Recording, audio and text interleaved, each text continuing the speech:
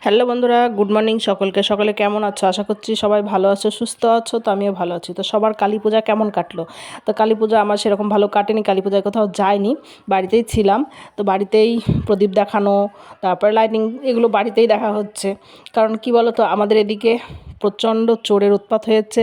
সন্ধ্যার সময় থেকেই মানে চোর চলে আসছে, কোথাও বেরোনো যাচ্ছে না। তো সন্ধ্যাবেলার থেকেই একটু ভয়ে ভয়ে আতঙ্কে থাকতে হচ্ছে। তো কোথাও ঠাকুর দেখতে যাব, ভয়ে যেতে পারলাম না। তো কালকে আমাদের এখানে ছিল বালিয়াডাঙ্গায় হচ্ছে মায়ের পুজো, খুব জাগ্রত মা, যেখানে প্রচুর প্রচুর মানুষ হয়। তো ওখানেও যাওয়ার ইচ্ছা থাকলেও মানে কোনো উপায় নেই, বাড়ি ছেড়ে যেতে পারছি না। কারণ বাড়িতে মানে বাড়ির থেকে যাব, হয়তো ঘরে ঢুকে সব বের করে নেবে, এরকম অবস্থা এখন আমাদের এখানকার। খুব ভয়ে ভয়ে মানুষ থাকছে। তা আমাদের গ্রামে, আমাদের আশেপাশে দুটো তিনটে গ্রামে এরকম হচ্ছে।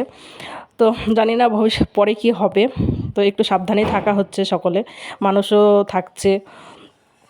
তো আমি যে সকালবেলা উঠে সব বাসি কাজগুলো সেরে নিলাম, বাসি কাজ সেরে বিছানাটাও গুছিয়ে নিলাম।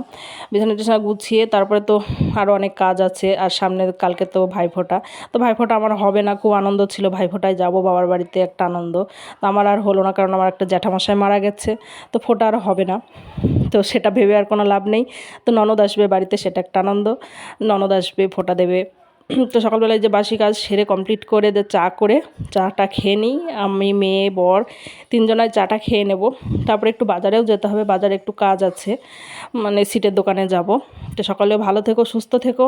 আর সকালে কি করছো একটু জানিও।